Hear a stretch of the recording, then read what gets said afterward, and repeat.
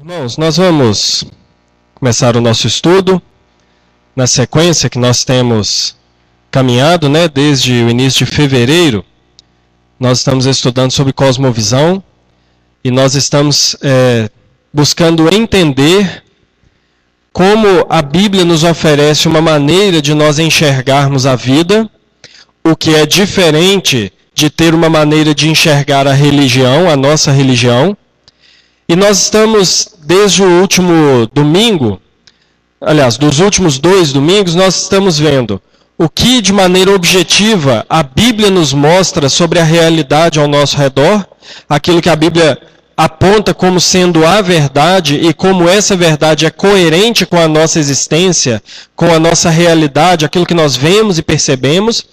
E nós temos, então, desde o último domingo, tentado identificar algumas propostas paralelas, algumas maneiras de enxergar o mundo e a realidade ao nosso redor, que são propostas de várias maneiras diferentes e que tentam colocar aquilo que a Bíblia nos apresenta como realidade de lado e nos oferecer uma outra maneira de enxergar a vida.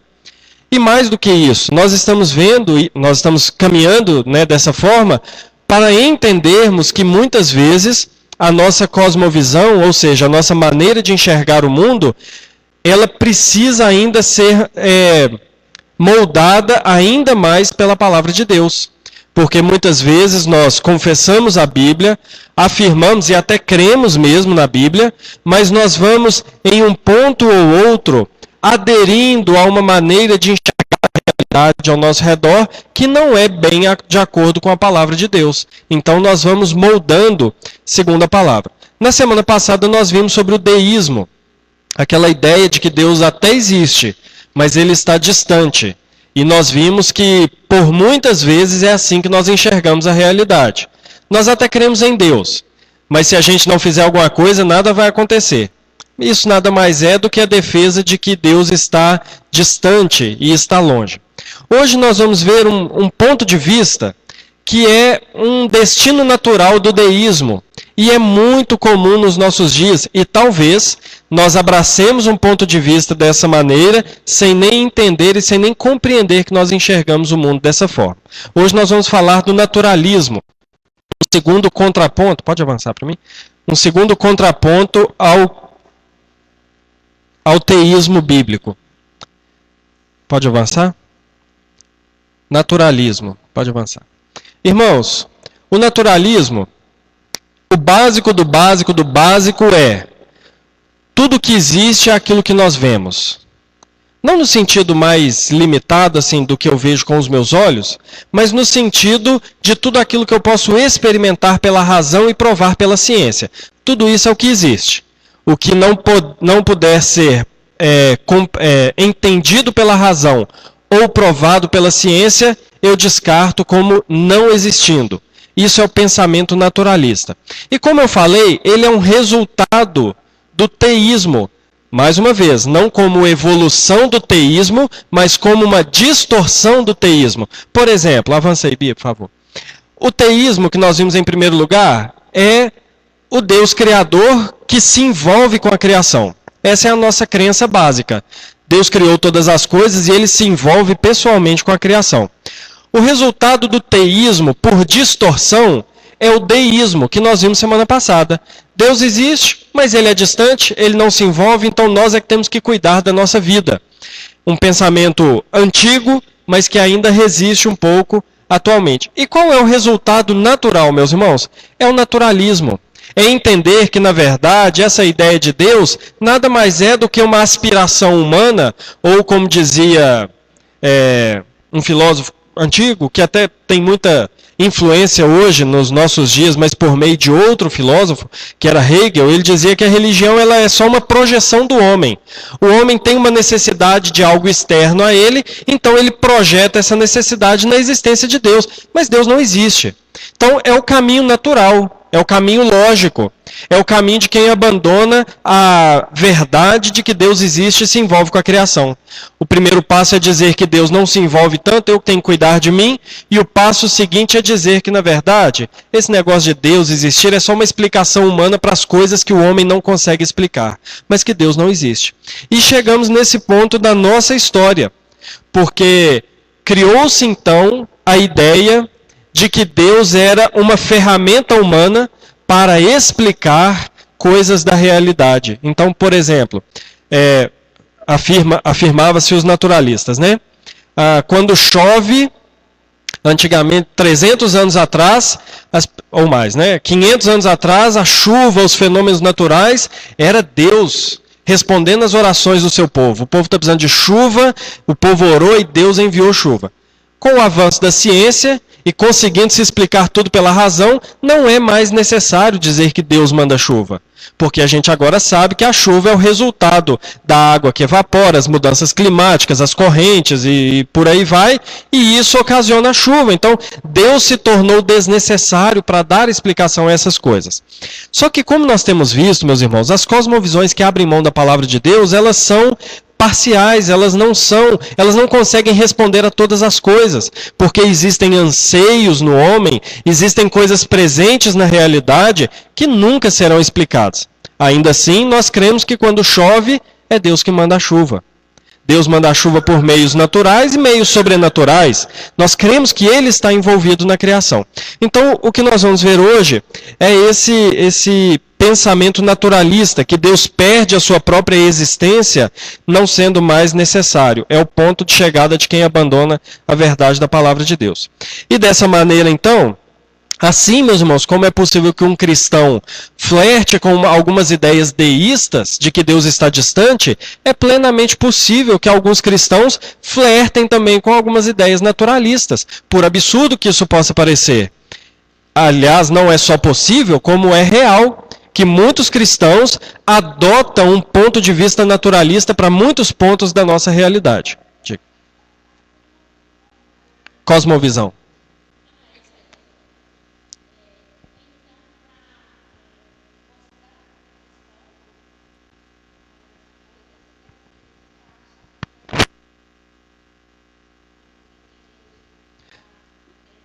Não, assim, também, mas não só isso.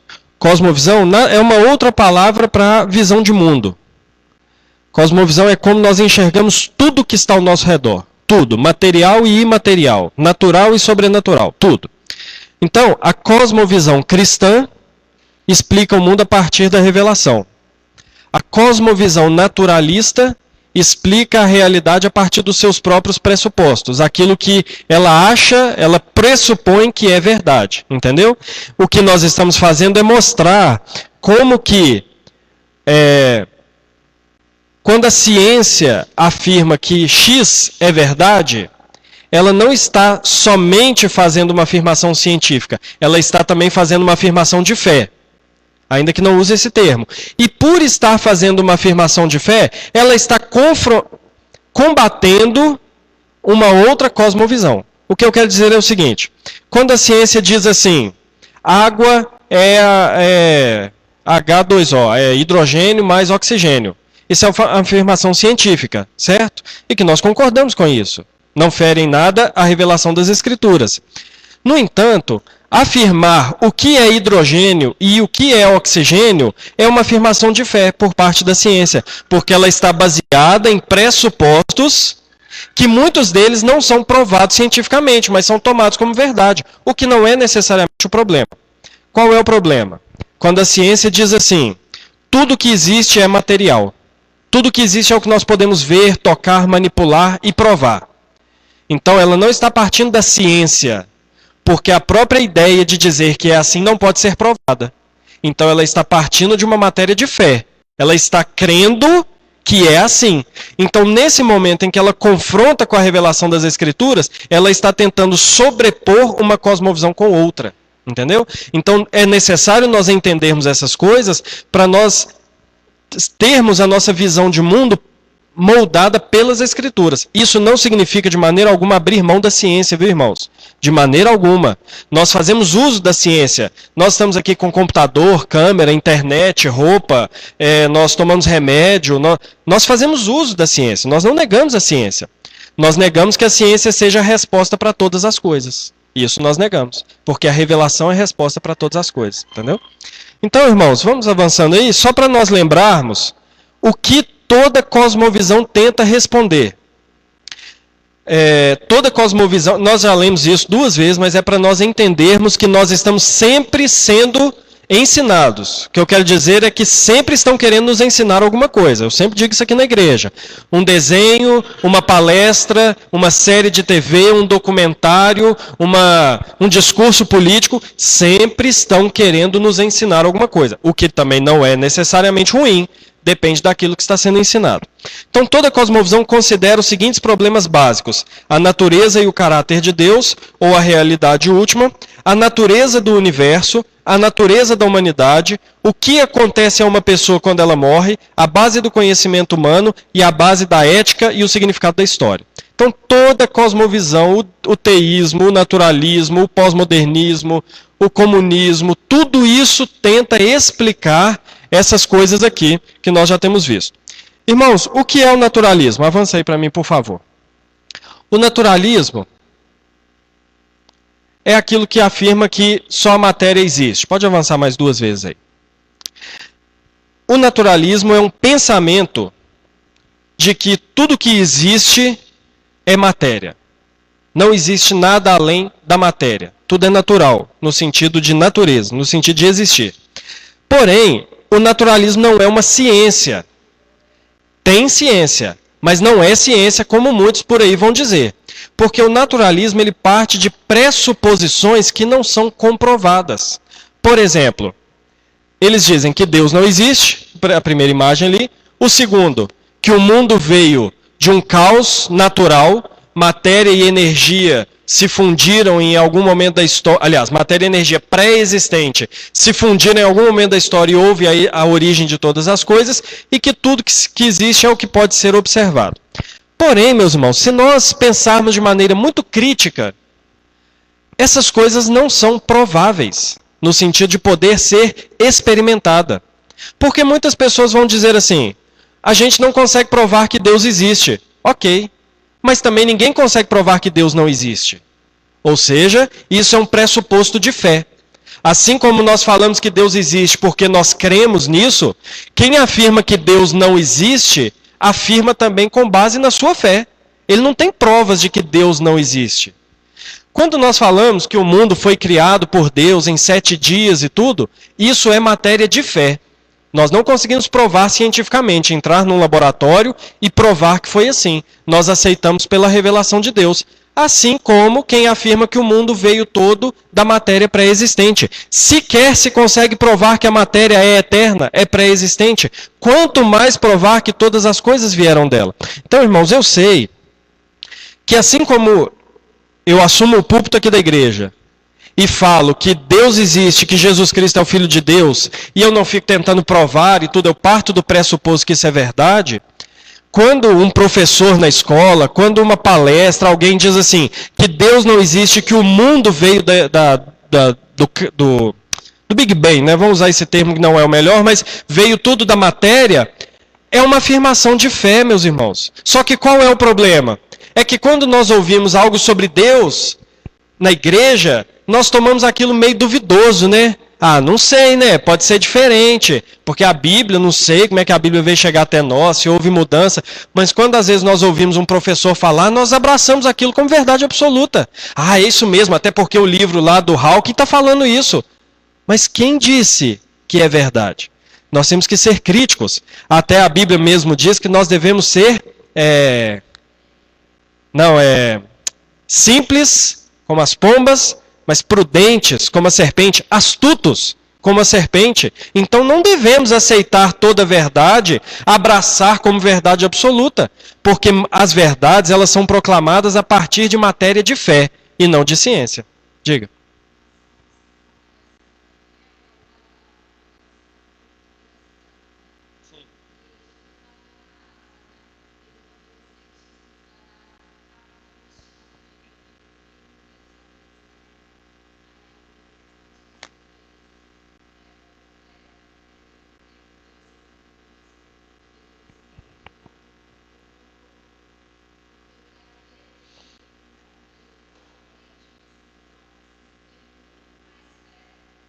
Sim, sim, é muito mais ilógico.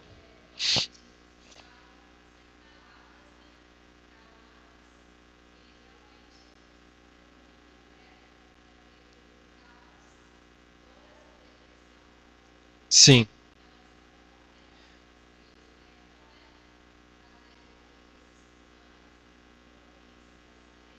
sim, exatamente.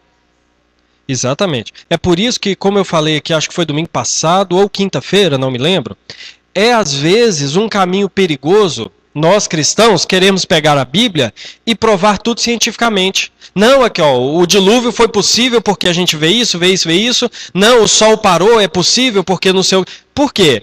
Porque nós estamos querendo colocar na Bíblia toda essa fundamentação científica que não é necessário. Se Deus quisesse para o dilúvio acontecer, fazer a terra virar quadrada e depois redonda de novo, ele faria. Não precisa de explicação científica.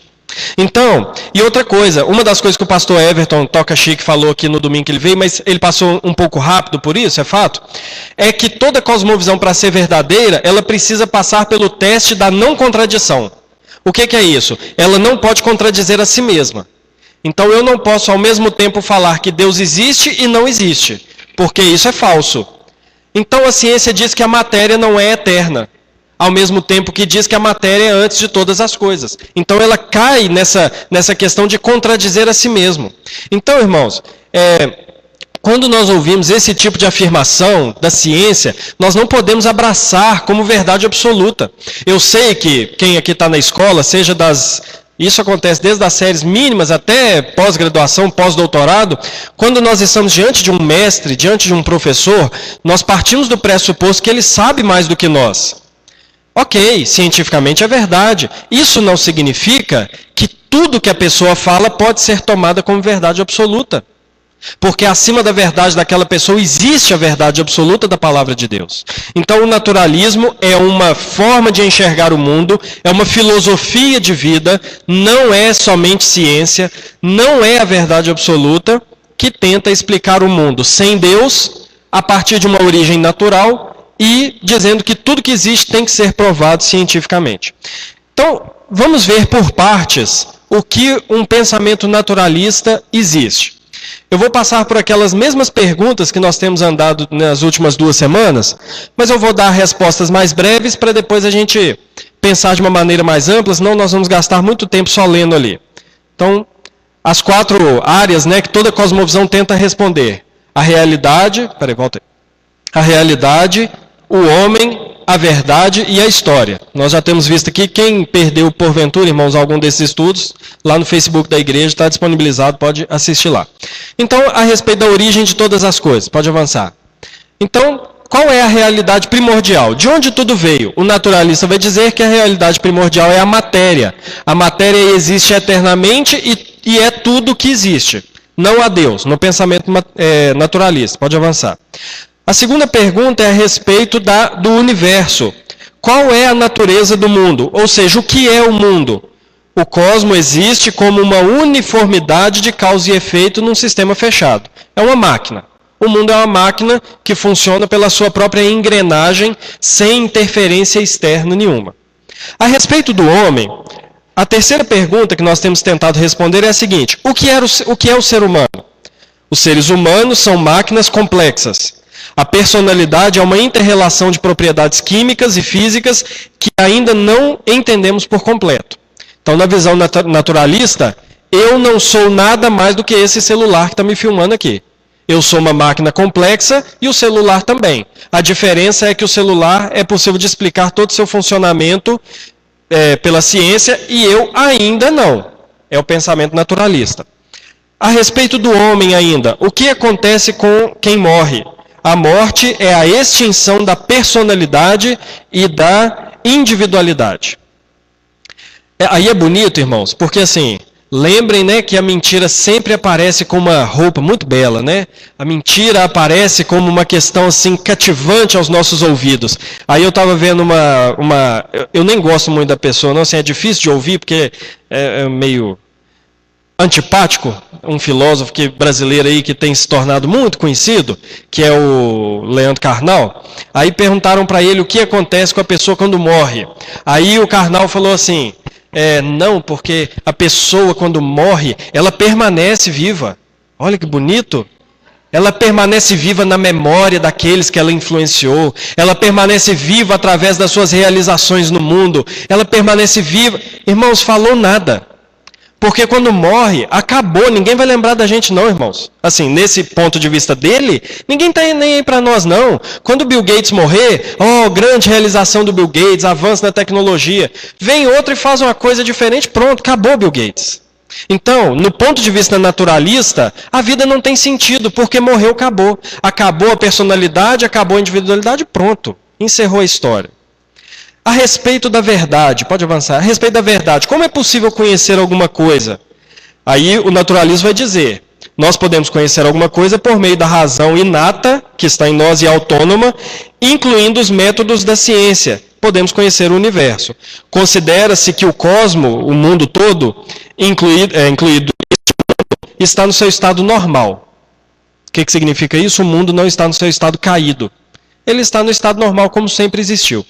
Então, a partir do ponto de vista naturalista, nós só podemos conhecer as coisas usando a mente e a ciência. A mente só não produz conhecimento. Como sabemos o que é certo e errado? Segundo o ponto de vista naturalista, a ética está e talvez, só antes, talvez esse ponto seja o ponto que nós mais abraçamos no naturalismo. Aqui, talvez esteja o ponto de contato que nós muitas vezes buscamos com o pensamento naturalista, que é a questão ética, o que é certo e errado. A ética está relacionada apenas aos seres humanos. Não existe transcendência. Não existe absoluto de certo e errado. Nós aqui vamos definir o que é certo e errado. A respeito da história. Qual é o significado da história humana? Realização, propósito, tal. A história é um fluxo linear de eventos ligados a por causa e efeito, mas sem um propósito abrangente. Ou seja, a história simplesmente desenrola e vai desenrolar enquanto o mundo existir. Se algum dia o mundo acabar, acabou a história. Simplesmente isso.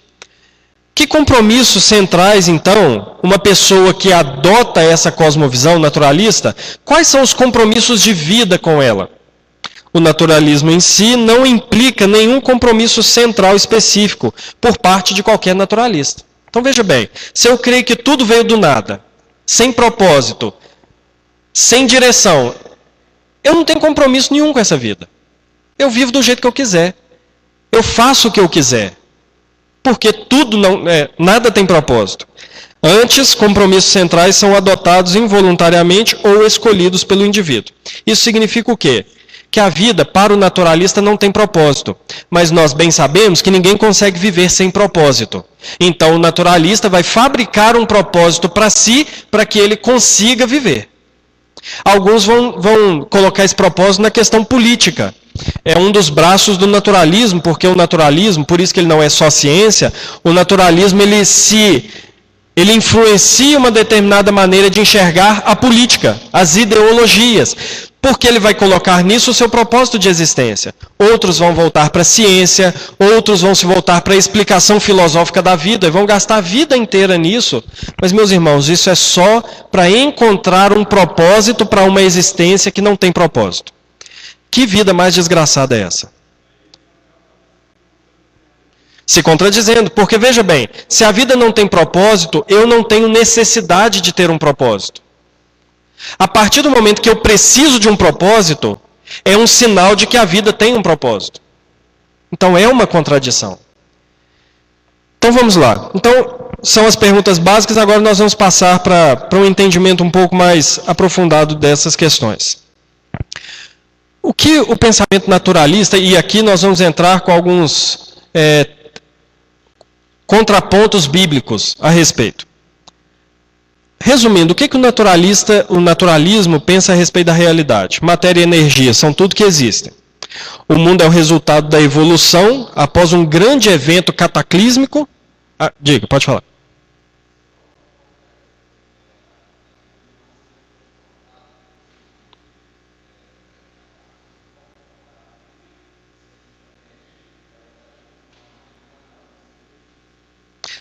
Sim, é pelo seguinte.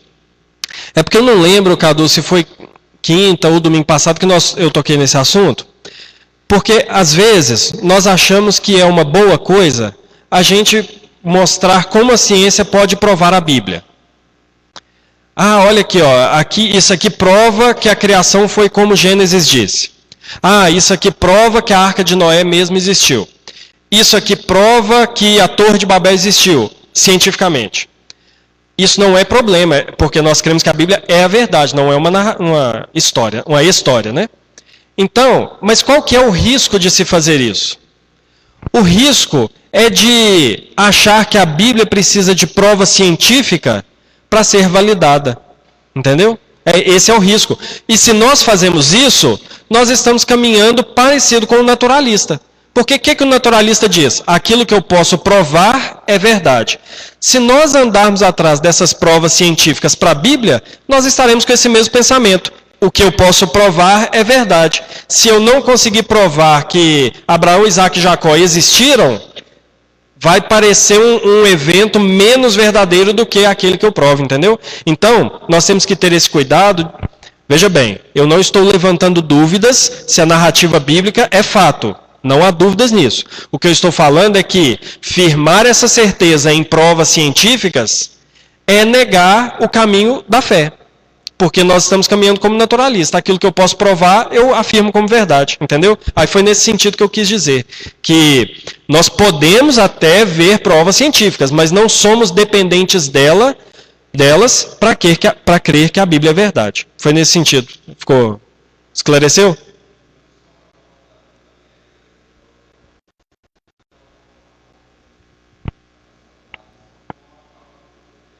Sim. Isso.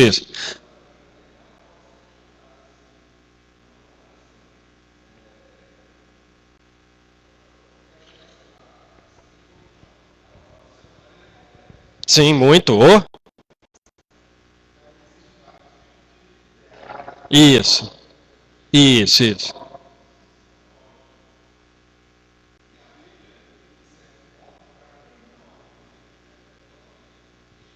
Sim, não, para quem não acredita, a Bíblia é só mais um desses aí.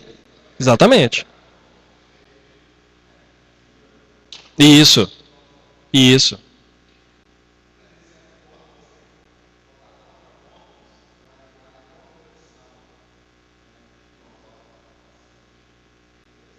Sim, até porque nós não podemos ter medo de que a Bíblia seja confrontada. Acho que é isso que você está querendo dizer. Nós não podemos ter medo. Sabe por quê, irmãos? Se nós cremos que a Bíblia... Isso, não, perfeito. Ótima observação. Nós não podemos ter medo da Bíblia ser confrontada. Porque se a gente tiver medo, é um sinal de que a gente não crê tanto assim que ela é a verdade absoluta. Medo nenhum. Pode pegar um livro aí desses naturalistas famosos que tenta dissecar todo como a Bíblia é mentira. A gente pode ler sem medo. Se a gente tiver a fé bem firmada. Se você não tiver a fé bem firmada, você pode ficar balançado. Mas se nós cremos, como nós cremos, que a Bíblia é a verdade, a gente pode ouvir o que for. E, aliás, é bom, inclusive, para nós aprendermos como responder a nossa fé.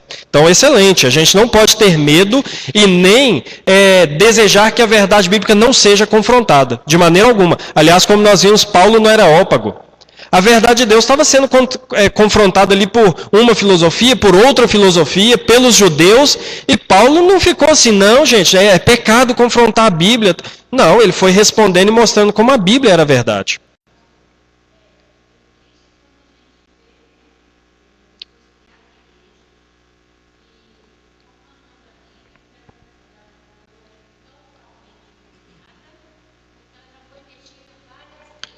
Sim.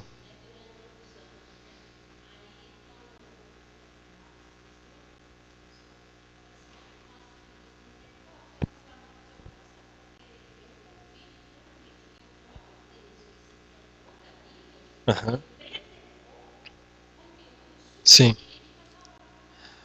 Aparecido, tem um negócio interessante que a gente tem sempre que lembrar, que é o seguinte: quando alguém faz uma afirmação dessa a respeito de Deus ou da palavra, a gente sempre deve tentar entender o porquê que a pessoa está levantando essa questão.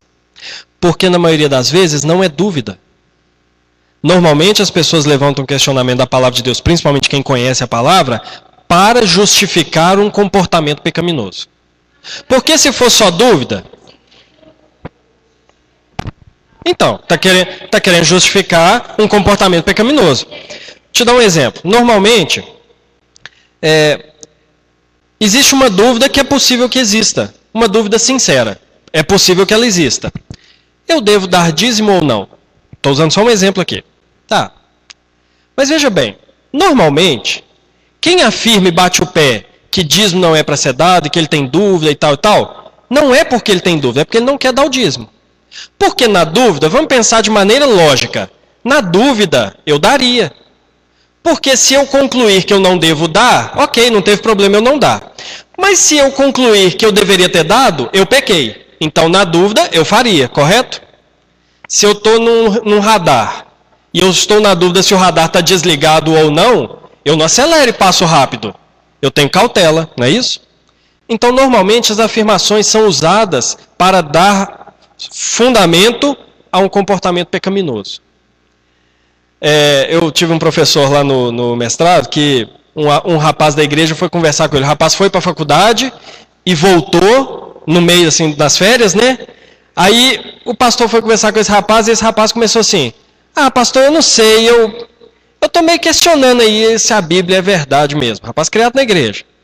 Aí o professor olhou para ele e falou assim: deixa eu ver se tem criança aqui, né? Não. O professor virou para ele e falou assim: você está indo para a cama com sua namorada. O menino assustou assim, ó. Pai, pastor, quem falou com o senhor? Mas por quê? Ele explicou. Porque questionar a verdade das escrituras tem uma motivação moral. Nós vamos ver aqui. Porque eu não questiono por dúvida, porque se eu tenho dúvida eu não tenho problema em aceitar. Eu não sei, então eu aceito. Mas normalmente o questionamento da verdade tem uma raiz moral. E não sou eu que estou falando, tá, irmãos? É a palavra de Deus, nós vamos ver daqui a pouco. Sim.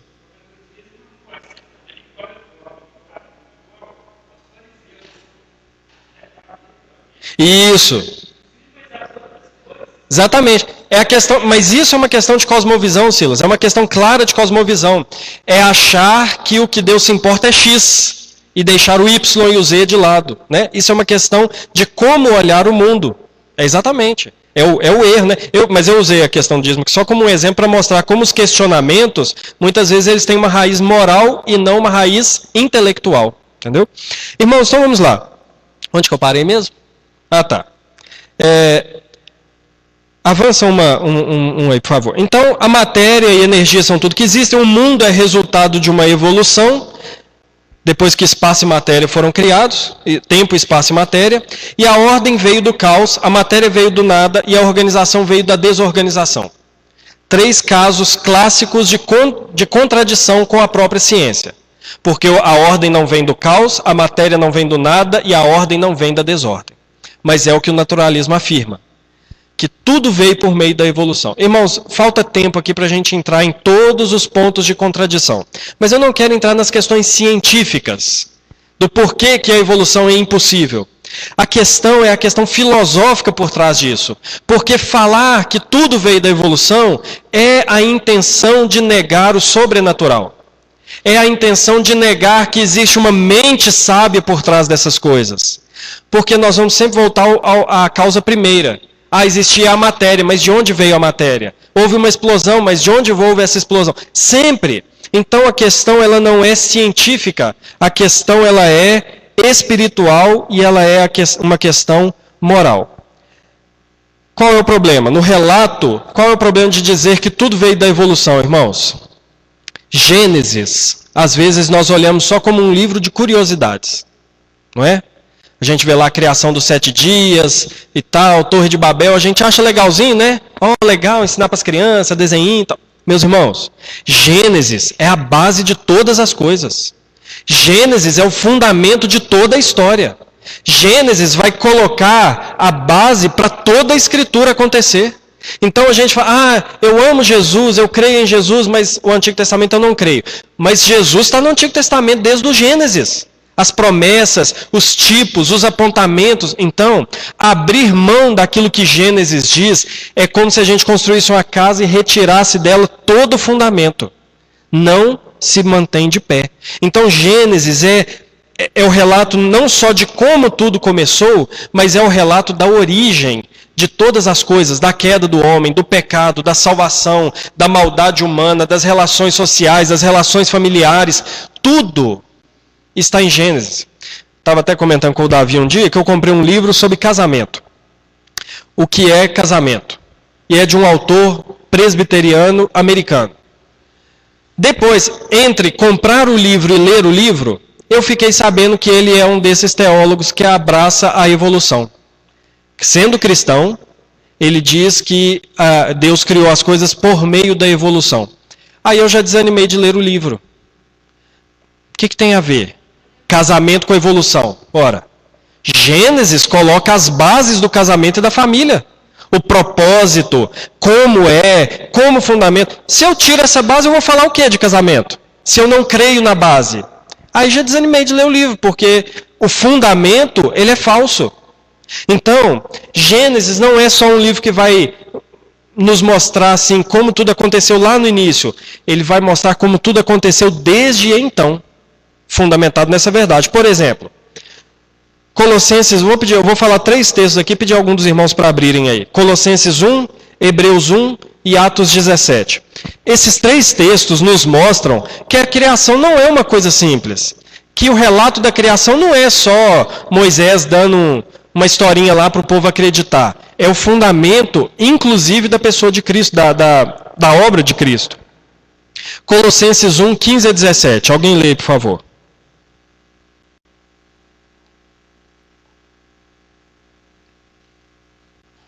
Quem achou pode ler. Colossenses 1, 15 a 17.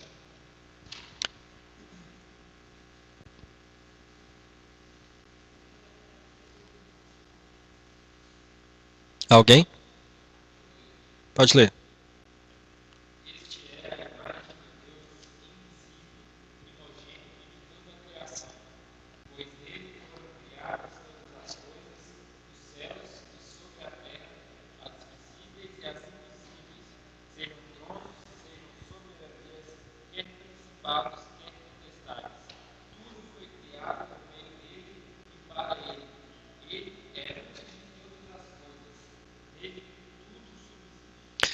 Então, ele é o primogênito da criação. Nós já vimos isso aqui no estudo bíblico 2 semanas atrás. Ele é o primogênito da criação.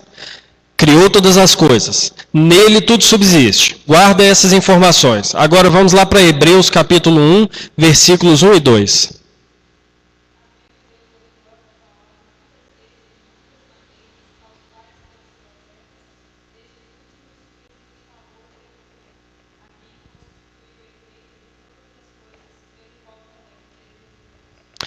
Ok, então, Cristo, esse que é a revelação de Deus, a expressão de quem Deus é, criou o universo.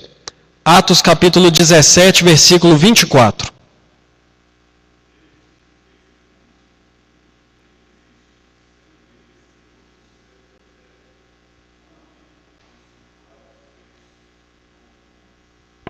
Irmãos, veja bem o que esses 3 textos estão fazendo. Colossenses e Hebreus são talvez 2 dos textos mais enfáticos a respeito da pessoa de Cristo enquanto divino, enquanto ser ele tanto homem quanto Deus. E é interessante que não está falando em primeiro lugar da obra de salvação. Jesus não é apresentado em primeiro lugar como aquele que salvou. Ele é apresentado como aquele que criou todas as coisas. Ou seja, dizer que a criação não aconteceu é negar um aspecto fundamental da pessoa do próprio Deus, da pessoa de Cristo. Então, dizer, não, a criação não é bem assim, não é simplesmente negar Gênesis, é negar a própria pessoa de Cristo como aquele Criador. E isso é tão importante que tanto Paulo em Colossenses como o autor de Hebreus trazem essa ideia da criação, de Jesus ser o Criador, logo depois de falar que Ele é o próprio Deus. Ele é a imagem de Deus, a expressão de Deus. Ou seja, Ele é o Criador, faz parte da sua natureza divina, ser o Criador de todas as coisas. Então, meus irmãos, a criação em Gênesis não é um relato qualquer. Não é algo só existe para fazer novela. É o fundamento da nossa fé em Jesus Cristo. E Atos, Paulo está combatendo a idolatria, Paulo está combatendo sérias filosofias, e ele não começa dizendo que Jesus é o Salvador. Ele começa dizendo que Deus é o Criador de todas as coisas. Ou seja, o que Paulo está fazendo é estabelecendo a sua cosmovisão. E ele parte do ponto de que Deus criou todas as coisas. É isso que Deus é.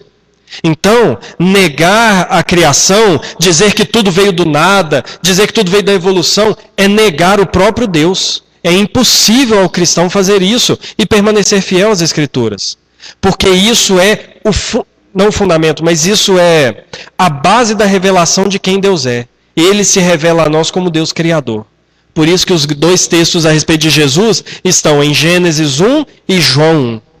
Ele criou todas as coisas, e João 1 vai dizer, Jesus estava lá no início criando todas as coisas. Então não é possível negarmos essas coisas. A respeito do homem, que é o segundo grupo, né, de perguntas, o que é o homem para o naturalismo? O homem é um subproduto da evolução. Chegado a um ponto superior da existência por meios aleatórios e não controlados. Então, qual é a diferença nossa para uma ameba? É que de maneira descontrolada e sem propósito, a nossa carga de células e genética foi melhorando e a ameba continuou do jeito que estava. Então o homem atingiu um ponto de superioridade sem explicação, aleatoriamente. A dignidade humana, para o naturalista, está no fato de... Deixa eu só falar antes aqui. Eu falo de dignidade, irmãos, porque, mais uma incoerência, mesmo o naturalista, ele não vê o ser humano como um computador. Ele entende que o ser humano é mais valioso. Ele entende que a vida humana tem uma certa dignidade. Por isso que a gente está falando de dignidade. A dignidade humana está no fato de conseguir pensar, perceber a sua existência e produzir cultura. O que significa? E a morte é a extinção da matéria. Por que o homem é melhor do que outros seres, segundo o pensamento naturalista? Porque ele consegue raciocinar, porque ele consegue perceber que ele existe, o que o cachorro não faz. O cachorro não percebe esse mundo à sua volta e que ele é um ente daquele mundo, ele simplesmente interage por instinto, e nós conseguimos produzir cultura. Então, por exemplo, nós estamos aqui, quando chegar a época do frio, todos nós vamos estar agasalhados, porque nós produzimos cultura. Nós estamos agasalhados com roupas que são fruto de tecnologia criada décadas atrás. Nós guardamos a cultura, vamos desenvolvendo. Os animais não fazem isso. Um cachorro mora numa casinha, o filho daquele cachorro não vai ter uma casinha melhor com varanda e um segundo andar. Ele não produz essas coisas. Ele não interage, ele não tem essa capacidade. Então, segundo o naturalismo, o homem é melhor só por causa disso. Porque ele tem essa capacidade de produzir cultura. O problema é que a dignidade do homem não está naquilo que nós fazemos. Pensar, raciocinar ou produzir cultura. A nossa dignidade está naquilo que nós somos, a imagem de Deus. Qual é o resultado de achar que a dignidade do homem está naquilo que ele produz? O resultado de achar isso é a defesa do aborto, a defesa da eutanásia e a defesa do suicídio como solução... fugiu a palavra aqui, solução para resolver os problemas, né? Porque veja bem, uma criança no útero, ela não produz nada. Ela não pensa no sentido que nós pensamos aqui. Ela não sabe que ela está dentro da barriga da mãe. E ela ainda não produziu cultura. Então, se nós achamos que nisso está a dignidade de um ser humano, dentro do ventre ela pode ser arrancada. Se alguém está vegetando numa cama há 20 anos, às vezes já perdeu a consciência, então ela não tem mais dignidade. Ela pode ter a vida dela encerrada. Então, entender o homem como digno só por causa daquilo que ele produz é o que está na raiz do aborto, da eutanásia e de várias outras coisas. Mas a nossa dignidade está no fato de sermos imagem de Deus. Não é naquilo que nós fazemos, é naquilo que nós somos. Então, uma criança no ventre, ela é a imagem de Deus. Uma pessoa que está numa cama há 30 anos vegetando, ela é a imagem de Deus. Todo ser humano é imagem de Deus. Então, irmãos, é daí que vem a nossa dignidade, como seres humanos. O fato de sermos imagem de Deus. Olha o Salmo 8. Alguém lê, por favor, o Salmo 8, do versículo 3 até o versículo 8.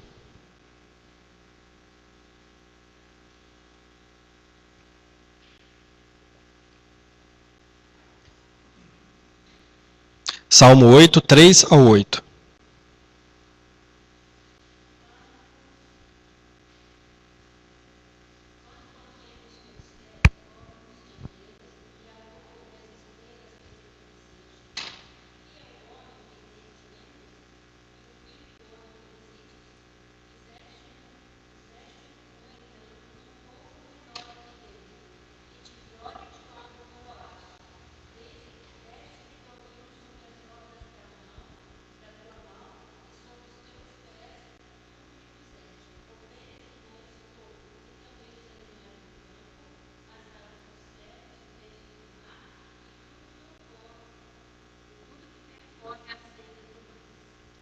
Irmãos, olha bem. O que esse salmo está dizendo é que o ser humano, ele está acima de toda a criação, ele tem poder sobre a criação. Ele domina sobre a criação. O ser humano não é simplesmente parte da criação. Ele é a coroa da criação.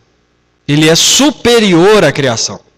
O ser humano não é tão digno quanto um cachorro. O ser humano não é tão digno quanto um oceano.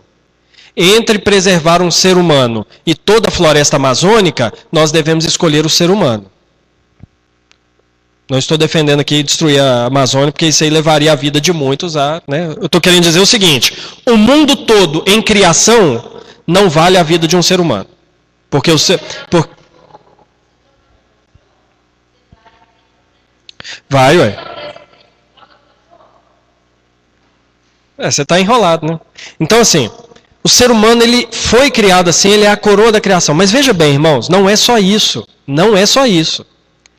Esse salmo, o Salmo 8, ele é citado lá em Hebreus, no capítulo 2, falando a respeito de Cristo. Que Cristo se tornou homem. Então a nossa dignidade não é só no fato de sermos feitos à imagem de Deus, mas que o próprio Deus, na sua segunda pessoa, se tornou um de nós para ser o nosso Salvador. E Ele se tornou um de nós para todo sempre. Jesus nunca mais deixou de ser homem. Ele é Deus, mas Ele é homem por toda a eternidade. Ele assumiu de uma vez por todas a natureza humana. Não foi temporária.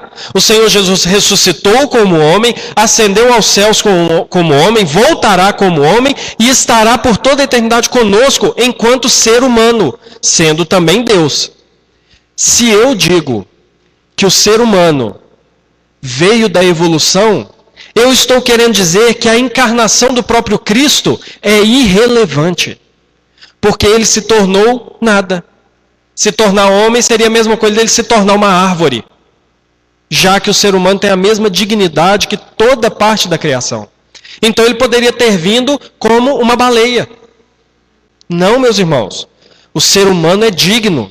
E a sua dignidade está em Deus e no fato de ser feito, ter sido criado a imagem desse Deus, revelando quem Deus é, apresentando quem Deus é, mostrando os atributos de Deus. É isso que Jesus fez, é isso que o homem faz, principalmente o homem regenerado.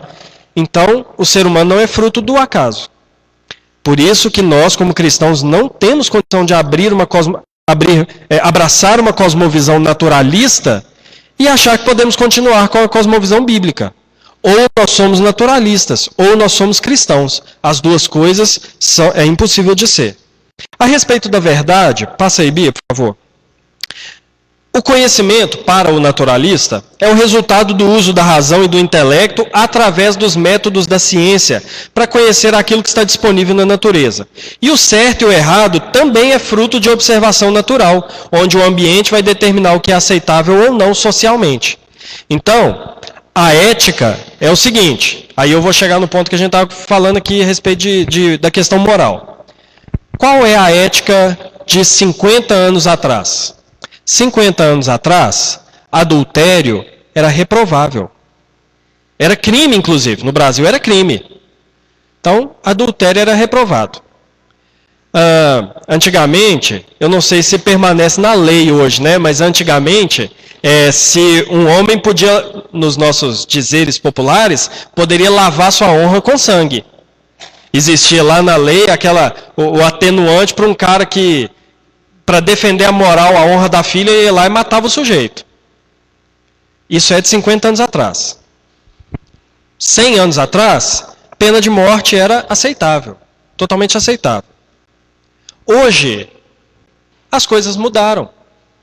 Por que as coisas mudaram? Porque a sociedade mudou e nós vamos partir agora a nossa ética de uma observação social. Então hoje, adultério, tem psicólogo que até promove, para dizer assim, para dar uma apimentada no casamento.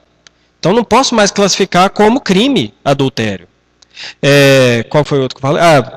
Lavar a honra com sangue? Que isso? A filha lá do sujeito que resolveu ir para a cama com o cara, ela tem liberdade de fazer isso, ela é um ser independente, o pai não tem nada com isso, então já não é mais aceitável. Pena de morte? Que isso? É uma crueldade? O que tem o cara ter matado 200 pessoas? Ele não pode ser morto, isso é uma crueldade, não sei o quê. Então, a sociedade vai moldando o que é certo e errado. É por isso que eu falei que é nesse ponto que o cristão abraça um ponto de vista naturalista. É nesse ponto. Sabe por quê? Porque nós olhamos e falamos assim, gente, vamos combinar que as coisas mudaram, né? O mundo mudou. Tem coisa que mudou, não tem problema, porque não é moral, não é pecaminoso. Mas tem coisa que jamais vai mudar, porque a nossa ética não é situacional. A nossa ética é absoluta e fundamentada na palavra. Então, eu não posso dizer assim, não, eu sei que 30 anos atrás, os namorados aí que são evangélicos tinham um namoro diferente, mas hoje a coisa mudou, né? Hoje é normal dormir junto antes de casar.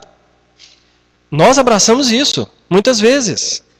Não, porque assim, o divórcio, né? Antigamente era um negócio meio, um tabu, né? Era um tabu na sociedade. Hoje a coisa mudou, hoje dá, né? Meus irmãos, nós abraçamos isso. Sem perceber, a nossa ética é naturalista, porque ela depende da situação e não do absoluto, que é a palavra de Deus. Mas veja bem, o porquê que as coisas são assim. Vamos ler, Salmo capítulo 10. Sim?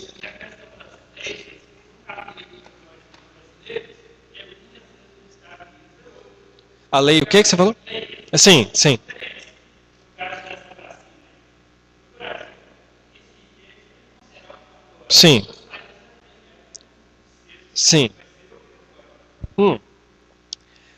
Mas isso é possível porque nós podemos ter leis diferentes que não se contradizem moralmente. Por exemplo, nos Estados Unidos, quem tem 16 anos pode dirigir.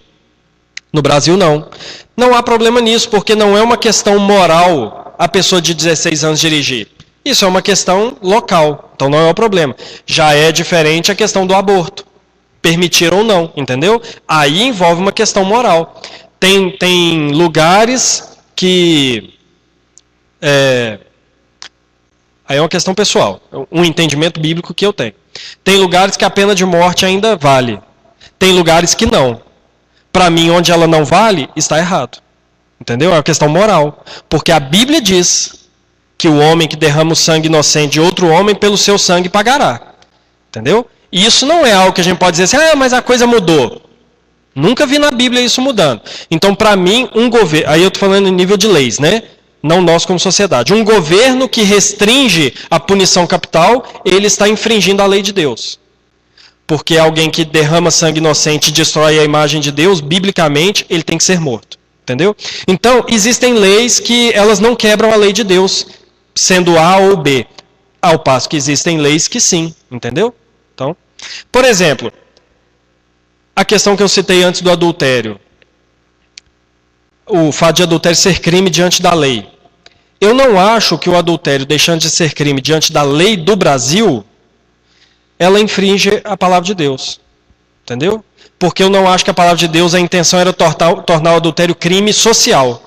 É um crime moral e contra Deus, entendeu? Então nem sempre leis diferentes, elas quebram uma ou outra lei de Deus. Às vezes as duas estão erradas ou às vezes as duas são possíveis, né? Irmãos, Salmo capítulo 10, versículo 4.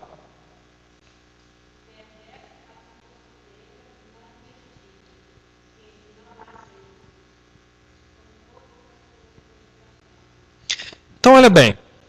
Olha o que esse salmo está escrutinando a respeito do pensamento naturalista. Na soberba do homem, na soberba, ele não investiga de maneira sincera a realidade das coisas. Ele parte do ponto que Deus não existe. Olha a segunda parte. Que não existe Deus são todos os seus pensamentos, as suas cogitações. Então, para começar, quem afirma que Deus não existe faz isso por soberba, por orgulho, por não desejar de fato conhecer a verdade. Paulo diz lá em Romanos 1, o homem suprime a verdade por causa do pecado. Mas por que ele faz isso? Agora, Salmo 53, versículo 1.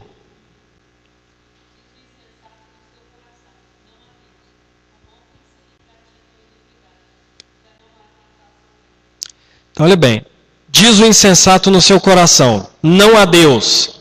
Então ele parte para fazer o bem. É isso? Não. Diz o insensato no seu coração, não há Deus. Então ele vai promover a caridade no mundo. Não. Diz o insensato no seu coração, não há Deus. Corrompem-se todos os seus caminhos. Ou seja, negar a existência de Deus é um problema moral e um problema espiritual.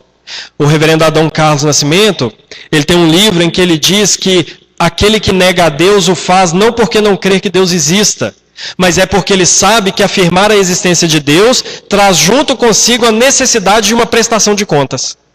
Olha que interessante. Então, quem afirma que Deus não existe, não é dúvida.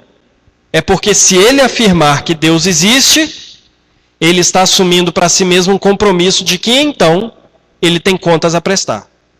Então, ele precisa conhecer esse soberano. Então, a Bíblia diz que o homem dizer que Deus não existe não é motivado por dúvida.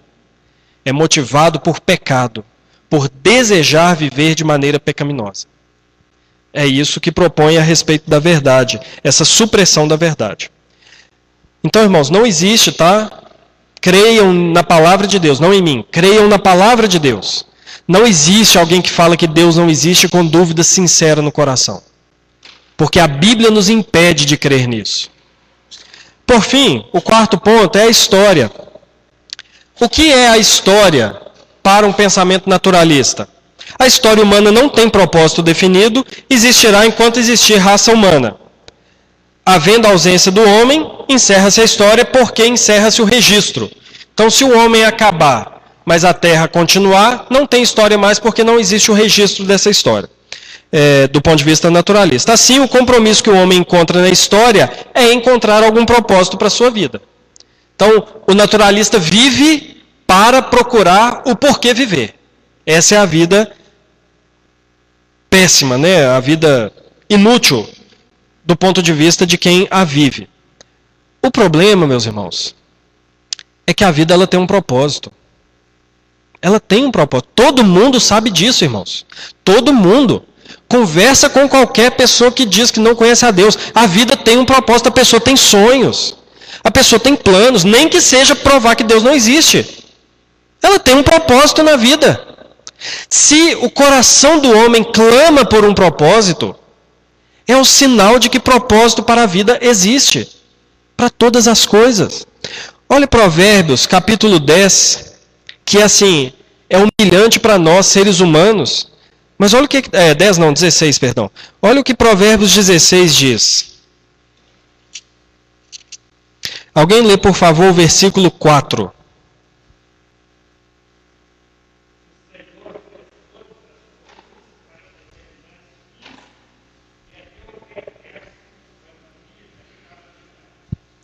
Meus irmãos, tudo Deus fez com um propósito, até o ímpio, até o pecado, até as desgraças que acontecem no mundo, até o coronavírus, até tsunami, tudo. Tudo Deus criou com um propósito muito bem definido. E nós também. E nós temos esse propósito. E nós vivemos em busca desse propósito. Mas nós só vamos encontrar esse propósito em Cristo Jesus. Porque Ele é o segundo Adão que vem devolver à humanidade o entendimento do seu propósito, a possibilidade do propósito. Quando nós conhecemos a Cristo, por isso que nós encontramos uma vida plena. Porque nós encontramos o nosso propósito. Nós vamos lutar agora para viver esse propósito, mas nós já o encontramos. Então, a vida tem um propósito muito bem definido. Então, irmãos, essa visão de mundo naturalista traz consigo algumas implicações importantes. O ser humano não tem mais valor intrínseco do que qualquer coisa. Ele tem apenas um valor que ele mesmo se deu. É o pensamento naturalista. O ser humano não tem valor nenhum. Nenhum. Aí lembrando aqui da conversa do C.S. Lewis com um cientista lá que o reverendo Everton citou aqui, não é do C.S. Lewis não, do Franz Schaeffer, num navio.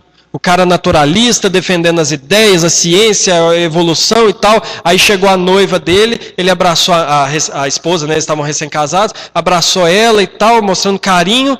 Ele falou assim, mas você está falando que ela é um conglomerado de células, mas está demonstrando carinho por esse conglomerado de células, é porque a sua visão não é verdadeira. Então, o naturalista, de fato, ele não deveria ver nenhum valor na vida humana. Mas ela tem valor. A vida tem valor. Não precisa ser crente para saber disso. A vida humana tem valor. Basta uma mulher, por exemplo, cientista, que tem o sonho de ser mãe e descobre que está grávida. Não vai ser uma coisa qualquer. Não vai ser uma descoberta assim. Não, alegria, felicidade, porque é uma vida, é digno. A ética é situacional, não havendo absolutos nem conceito de certo e errado. Irmãos, uma das maiores contradições do pensamento naturalista é falar que uma coisa pode e outra não. Não existe isso. Não existe. Eu citei esse exemplo aqui semana passada. Se tudo vem da evolução, do melhor adaptado, os políticos têm mais é que roubar mesmo. Porque eles são os mais fortes e os mais adaptados. Tá certo, eles têm que fazer isso mesmo. Ladrão, armado, tem que roubar a gente mesmo. Porque eles são os mais adaptados. Eles são os mais fortes. Homem, tem que bater em mulher mesmo. Não vai cortar o vídeo, né? Editar e falar que o pastor está falando que tem que bater na mulher, né? Mas partindo de um ponto de vista naturalista, não há incoerência nenhuma nisso. Então a ética, ela é meio estranha. Porque tem pessoas aí que defendem, por exemplo, não, tem que socializar tudo, né? Mas roubou o celular, liga para a polícia na hora. Roubou o carro, não sei o quê. Então, irmãos, esse negócio de ética situacional, isso não existe. Isso não vale. Não serve. Porque eu tenho a minha ética, a Bia tem a dela, o Caio, o Davi, a Marlene, todo mundo tem a sua ética. Então o mundo vai virar um caos. Ué, mas já não era um caos? Qual que é o problema de virar mais caos ainda? Então a ética naturalista, ela não se sustenta por si mesma. Não precisa nem ser crente para entender isso. Mas é porque quem não é crente tem uma visão escravizada pelo pecado. Uma outra implicação é que a religião, olha isso, a religião ela é um resquício primitivo. Vocês sabiam disso? Que para o naturalista, a religião é algo que está ainda um resquício que nós temos de vida primitiva. Chegou uma época em que a religião foi necessária para explicar os fenômenos do mundo. O homem foi evoluindo, a religião foi deixando de existir, mas permanece até hoje como um resquício. Mas olha que interessante, né? Eles vão falando que o corpo vai abandonando tudo aquilo que não é necessário, né? Ah, o homem tinha lá muito pelo, aí agora não é necessário mais, o próprio corpo foi largando, né, igual macaco.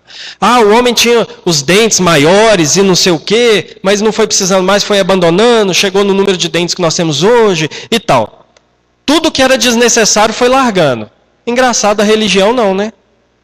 É desnecessário, não só o homem não larga, como ele se torna cada vez mais religioso. Europa, primeiro lugar pós-moderno do mundo. primeiro lugar que se pensava que a religião ia acabar. É o local do mundo que tem abraçado de maneira mais incisiva o islamismo. Porque a religião não acaba. Então é um pensamento contradizente. A história e a vida não têm sentido nem propósito. Então a existência é um mero passatempo, de acordo com o ponto de vista naturalista. Então, irmãos, alguns pensam ser possível conciliar uma visão naturalista com a visão cristã, mas, meus irmãos, é impossível. É impossível. O próprio ser humano percebe, como eu falei, percebe que a vida é mais valiosa. O conceito de certo e errado, todo mundo sabe que existe um absoluto. Esse resquício primitivo não enfraquece a religião, ela se fortalece. E diante da doença, do sofrimento, da angústia, o fim da vida não é procurado como solução. Meus irmãos, vamos pensar aqui em Stephen Hawking. Stephen Hawking foi um cientista, morreu há uns 3, 4 anos, né? 2 anos. Ateu, que tinha como objetivo de vida provar que Deus não existia e morreu sem conseguir provar. Ele tinha uma doença que chamava esclerose lateral amiotrófica. É uma doença que ele vai perdendo todos os movimentos musculares do corpo e ele só mexia o olho. Aí desenvolveram computadores e tal, que ele conseguia escrever por meio do movimento do olho, assim, ó. Ele ia mexendo, o computador ia identificando e escrevendo. Meus irmãos, o cara precisava de gente 24 horas. Ele vivia ligado numa máquina. E ele viveu até muito, porque quem tem essa doença vive pouco. Ele chegou até os 70 alguma coisa. Meus irmãos, não era muito mais prático ter dado fim na própria vida? Para quê, irmãos? Para que viver numa cadeira de rodas sem conseguir nem respirar sozinho? Desde que ele descobriu, né? 40 anos. Qual que é o sentido disso? Ficar sofrendo? Precisar de gente para ficar limpando as suas necessidades? Quer coisa mais humilhante do que isso? Para que isso? Para que passar por isso? Por que ele não pedia logo alguém para desligar a máquina, o respirador dele? Acabava com tudo, irmãos. Mas é porque nem o naturalista abraça de fato a sua visão de mundo. Porque no fundo ele sabe que a hora que ele morrer, ele vai abrir o olho em outro lugar. E vai ter alguém esperando ele. Então não consegue abraçar. O problema é que nós cristãos achamos que é possível abraçar algum ponto de vista naturalista. Mas não é, meus irmãos.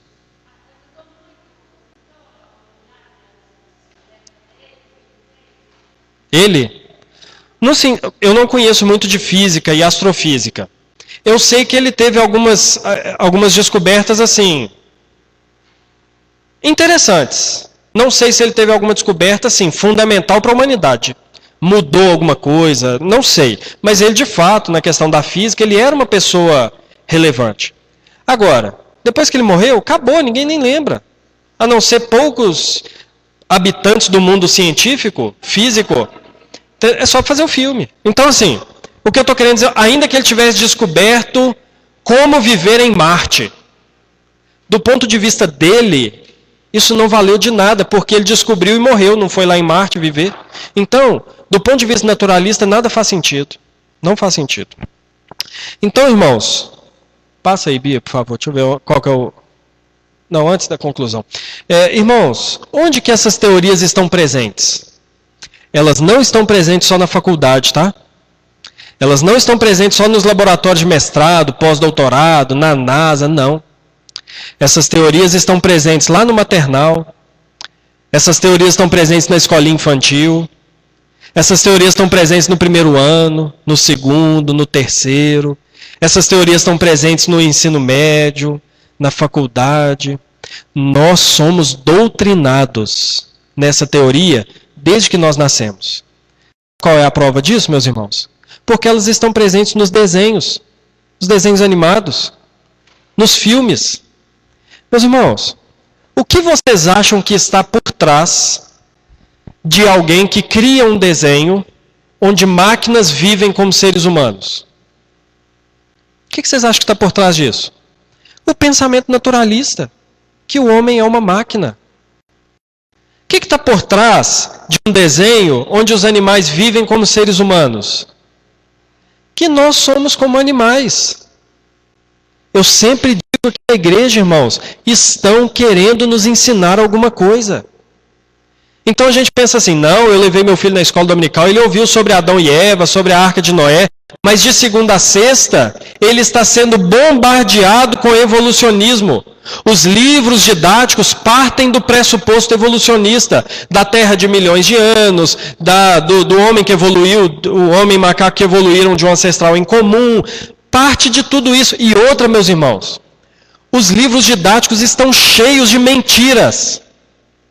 Alguém aqui lembra, aí não vai ser os mais novos, mas da minha idade, de acordo com a variação do Ibope, né? 5 anos para mais ou para menos. Quem aqui lembra dos livros de biologia que mostrava a evolução das mariposas? Que umas eram cinzas mais claras, aí veio a Revolução Industrial, e na Inglaterra, por causa da fumaça, elas ficavam mais visíveis aos predadores, então elas precisaram se adaptar e se tornaram mariposas de cinza mais escuro. Alguém lembra de ter visto isso no livro didático? Porque é uma imagem assim, nos livros do Brasil é mato. Meus irmãos, quem criou essas imagens assumiu depois de algum tempo que era mentira. Que ele colou mariposa lá no coisa da árvore lá para tirar foto. Porque ali não era o local de pouso das mariposas. Sabe o que aconteceu depois que ele falou que isso era mentira? Nada. Os livros didáticos continuam colocando isso como se fosse verdade e a gente engole. Qual pai, meus irmãos, aqui, que diariamente ou semanalmente pega os livros do filho, lê, estuda, pergunta o filho o que está aprendendo a respeito dessas coisas? Meus irmãos, quando chega aos 18, 19, 20, 21, vai para a faculdade, não é para nos assustar alguém que cresceu na igreja se tornar um abortista, se tornar um naturalista. Não é novidade, irmãos, a gente tem que entender isso. Porque 1 hora de escola dominical não reverte o dano. Não reverte. Só que nós legamos a educação toda para a escola e a gente deixa, e a gente descansa. E a escola está ensinando isso aqui, irmãos. Vocês acham que professor, perdão dos professores presentes aqui que são cristãos, que nós sabemos que o cristão age diferente. Mas acha que um professor que é ateu, ele tem escrúpulo para ensinar o ateísmo? Ele parte assim, eu sei que aqui tem cristãos, então eu vou pegar leve. Eu vou falar assim, mas eu vou falar assim. Eles não têm essa preocupação não, irmãos. Eles estão nem aí para isso. Um dia um professor me questionou. Ele falou assim, eu acho que você faz errado na igreja. Eu falei, por quê? Porque você ensina colocando diante da igreja as suas opiniões. E você deveria ensinar de maneira neutra. Eu falei, ok. Quando você está na sala de aula, você ensina de maneira neutra? Você é evolucionista. Você crê que não existe criação nem nada como a Bíblia diz. Quando você vai ensinar, você é neutro? Ou você ensina o que você crê? Eu ensino o que eu creio. Então eu estou fazendo o mesmo. Então se eu estou errado, nós dois estamos errados. E meus irmãos, professor não está nem não. Quem não crê em Deus, quer mais é imprimir a visão deles mesmo, irmãos. E a gente assimila isso numa facilidade, a gente acha excelente, as crianças estão aprendendo. Tem que aprender mesmo, meus irmãos, mas como pais, nós temos a responsabilidade de ver o que os meninos estão aprendendo. Aí chega 18 anos, o menino fala assim, eu não creio mais na Bíblia. Meu Deus, até os 18 anos ia na igreja. Mas em casa, nunca viu a Bíblia aberta. O pai nunca parou para ler a Bíblia e explicar, olha, eu sei que na escola você ouve isso, mas deixa eu te explicar. Não é coerente por causa disso. E tal, olha, a Bíblia diz isso, e o cientista lá, ele também não sabe o que ele está falando, não. E tal. Não, a gente deixa por conta da escola. Não se surpreendam, meus irmãos, dos filhos dos crentes se tornarem naturalistas, abraçarem uma ética situacional. É o que eles aprenderam, foram formados nisso. Daí a nossa responsabilidade como pais. Meus irmãos, a nossa responsabilidade como pais não é só mandar para a escola, mas é conferir o que a escola está ensinando, é ler os livros, é perguntar o que o professor está ensinando. Se o professor está ensinando coisa errada, ir lá na escola. Não aceito meu filho aprender isso aqui, sabe por quê? As irmãs aqui que são professoras, se chegar na escola, abrir a Bíblia e ler um salmo antes da aula, ou falar da criação e tudo, ou não duvidem que os pais vão lá na escola. A professora está ensinando religião para o meu filho aqui. O ateu ensina também. Ele só não dá nome de religião. Nós temos que ficar atentos, irmãos. Nós não podemos confiar na sabedoria do mundo, não. É a sabedoria da palavra de Deus. Então, tudo isso tem sido ensinado. Na escola, na televisão, nas séries de televisão. Está tudo aí, ó. E todo mundo da igreja fazendo uso disso assim, ó, sem critério. Eu não estou falando que não possa ver desenho. Eu gosto de ver desenho com os meninos. Estou falando que já não pode ver série, tem série que eu gosto de ver. Mas nós precisamos, meus irmãos, ter escrúpulos naquilo que a gente olha, naquilo que a gente assimila, naquilo que os meninos aprendem. A gente precisa vir com o ensino da palavra de Deus por cima. Senão a geração vai se distanciar da palavra. Então, o naturalismo não é uma opção científica possível aos cristãos. Não é. Porque o naturalismo não é uma questão científica. É uma questão de fé. E nós precisamos abraçar a nossa fé e enxergar a ciência por meio da nossa fé. A gente não precisa negar a ciência, não, irmãos. Grandes cientistas da história foram cristãos piedosos. Nós precisamos enxergar a ciência por meio da fé. É isso que nós temos a fazer. Concluindo, então, irmãos, a evolução teísta. Aí tem aqueles que dizem que é possível, né, crer na Bíblia e na evolução. A evolução teísta tenta unir o racionalismo com a Bíblia. Não estou falando de racionalidade, tá, irmãos? Racionalidade é a gente pensar, ok. O racionalismo é a ideia de que tudo tem que ser provado pela razão. Tenta unir isso à Bíblia, ao passo que a Bíblia é um livro de fé. Então é impossível unir as duas coisas. Nega o propósito da criação bíblica, ou seja, a criação ela tem um propósito. Por que Deus não fez tudo num dia só? Poderia? Poderia. Por que Ele não fez em 3 semanas? Poderia? Poderia. Por que Ele fez em 6 dias e deu o 7º de descanso? Meus irmãos, Deus tinha um propósito com isso. Ele queria ensinar alguma coisa, Ele queria mostrar alguma coisa, Ele teve um propósito. Nega as doutrinas importantes das Escrituras e não é uma opção para o crente que crê nas Escrituras. Não é uma opção de vida para nós. Irmãos, alguém ficou com alguma dúvida? Alguém levantou a mão e eu não vi? Alguém quer falar mais alguma coisa antes de nós encerrarmos? Diga.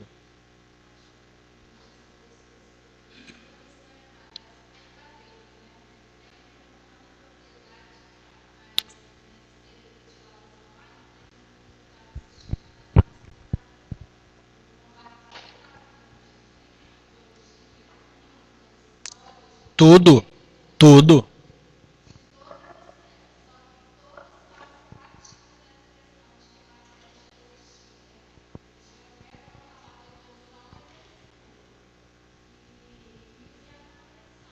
Sim.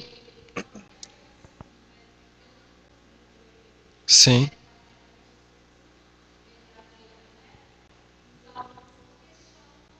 Sim, por exemplo, a gente acha que a evolução influencia só na biologia e na física, talvez. Mas uma aula de antropologia, ela é um dos grandes lugares onde a evolução ela é pavimentada ali. Porque o homem é um fruto da evolução, do meio, de não sei o quê. Entendeu? Mas é inconsistente. Eu tenho um videozinho na internet que eu vi uma vez que tinha um cristão e um ateu numa plateia assim, discutindo sobre essas questões. E o ateu falou assim, que toda religião, toda fé é a revelação da insegurança do homem. Então ele precisa se agarrar em alguma coisa. Aí abriu para pergunta, um homem chegou lá no microfone e falou assim, o senhor falou que toda fé é demonstração de insegurança do homem. Sim.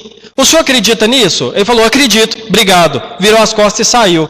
E todo mundo começou a rir. Por quê? Ele cria naquilo. Ou seja, se ele tivesse certo, era uma demonstração de insegurança dele.